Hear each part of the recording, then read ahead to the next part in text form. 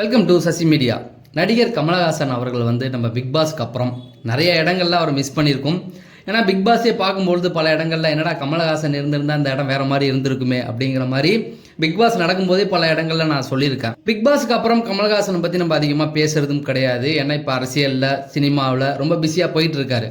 இப்போ கமல் சார் அவர்களுக்கு ஒரு உயரிய அங்கீகாரம் கிடைச்சிருக்கு. அதை பற்றி தான் இந்த வீடியோவில் பேச போகிறோம். தினமும் ட்ரெண்டிங் டாப்பிக்கில் தெரிஞ்சுக்க நம்ம சேனலை சப்ஸ்கிரைப் பண்ணிட்டு வீடியோவை லைக் பண்ணிடுங்க. சமீபத்தில் கமல் சார் அவர்களுக்கு ஒரு விருது கொடுக்கப்பட்டிருக்கு. அந்த விருதோடைய பெயர் என்ன அப்படின்னு பார்த்தீங்கன்னா பைடி ஜெயராஜ். இது எங்கே வழங்கப்பட்டது அப்படின்னு பார்த்தீங்கன்னா தமிழ்நாட்டில் கண்டிப்பாக கொடுக்கல, தெலுங்கானாவில், அதாவது ஆந்திராவிலேருந்து இப்போ சமீபத்தில் பிரிஞ்சாங்க இல்லையா ஒரு 10 இயர்ஸ்க்கு முன்னாடி. தெலுங்கானா அரசு வந்து கொடுத்து கௌரவப்படுத்திருக்கு. தெலுங்கானாவை பொறுத்த வரைக்கும் தெலுங்கானாவுடைய கேபிட்டல் பார்த்தீங்கன்னா ஹைதராபாத் தான். சினிமா எங்கே எடுப்பாங்க அப்படின்னு பார்த்தீங்கன்னா ஆந்திராவில். ஆந்திரா அரசு இப்போ பவன் கல்யாண், சந்திரபாபு நாயுடு சிஎம்மாக இருக்காங்க இல்லையா, அங்கே தான் வந்து சினிமாக்கள் எடுக்கப்படும். தெலுங்கானாவை பொறுத்த வரைக்கும் வந்து சினிமாக்கள் எதுவும் கிடையாது. ஆனால் தெலுங்கானா அரசு வந்து சினிமா நடிகர்களை வந்து விருது வழங்கி கௌரவிச்சிருக்காங்க. முதல்வர் யார் அப்படின்னு பார்த்தீங்கன்னா ரேவந்த் ரெட்டி அவர்கள் தான் வந்து கௌரவிச்சிருக்காங்க.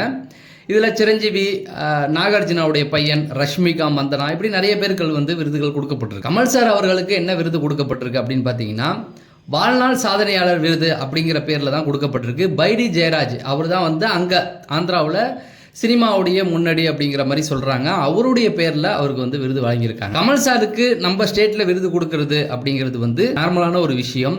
தெலுங்குல கொடுக்குறாங்க, அதுவும் சினிமா வந்து தாண்டி ஆந்திரா தாண்டி தெலுங்கானாவில் வச்சு கொடுக்குறாங்க அப்படின்றது அது ஒரு மிகப்பெரிய ஒரு விஷயமா பார்க்கப்படுது. இந்த மாதிரியான விருதுகள், வாழ்நாள் சாதனையான விருதுகள்லாம் எங்கே கொடுப்பாங்க அப்படின்னு பார்த்தீங்கன்னா அவங்க ஸ்டேட்டில் உள்ள ஹீரோவுக்கு தான் முக்கியம் கொடுப்பாங்க.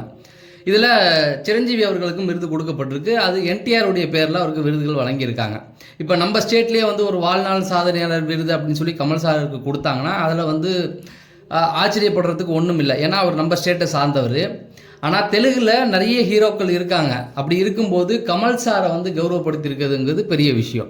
ஏன் கமல் சாரை அவங்க கௌரவப்படுத்துகிறாங்க அப்படின்னு பார்த்தீங்கன்னா கமல் சார் தமிழ் சினிமாவில் எந்த அளவுக்கு வேகமாக முன்னேறினாரோ அதே மாதிரி ஹிந்தியாக இருக்கட்டும், மலையாளமாக இருக்கட்டும், கன்னடமாக இருக்கட்டும், தெலுங்கு, இதில் எல்லாத்துலேயுமே வந்து தன்னுடைய முத்திரையை பதிச்சிருக்கு. தமிழ் சினிமாவில் அதாவது ஆரம்ப காலகட்டங்களில் கமல் சார் வந்து நடிக்க தொடங்கின புதிதில் தமிழில் மட்டும் ஃபோக்கஸ் பண்ணல, எல்லா ஸ்டேட்லையுமே ஃபோக்கஸ் பண்ணார். அதில் முக்கியமாக பார்த்தீங்கன்னா தெலுங்கு கன்னடத்துலலாம் அவருடைய படங்கள் வந்து 1000 நாட்கள் தடங்கி ஓடின படங்களும் இருக்குது. தமிழில் அதெல்லாம் ஆவரேஜாக ஒரு 100 நாள் 150 நாள் ஓடி இருக்கும்.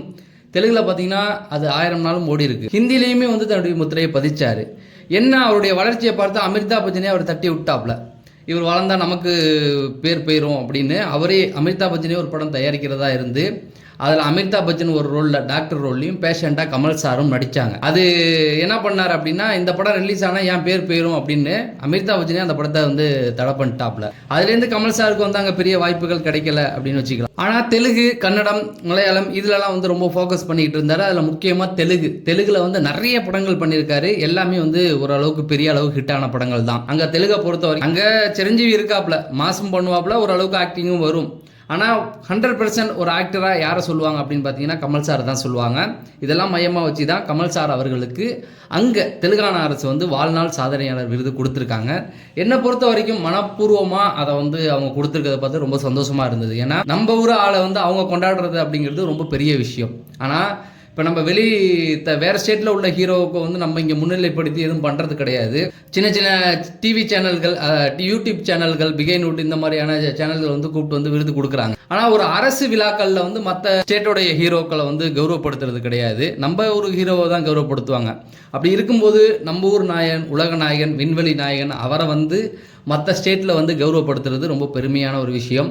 அந்த வாழ்நாள் சாதனையாளர் விருதுக்கு அவர் வந்து டிசர்வ் தான். விருது வாங்கினது எனக்கு ரொம்ப சந்தோஷமாக இருக்குது. உங்களுக்கு மகிழ்ச்சி இருந்தால் உங்களுடைய கருத்துக்களை இதில் பதிவு பண்ணுங்கள். இந்த வீடியோவை நீங்கள் லைக் பண்ணுன்னா இன்னும் 2 பேருக்கு இந்த வீடியோ சஜஷன் ஆகும் அப்படிங்கிறத சொல்லி நான் விடைபெறேன். நன்றி, வணக்கம்.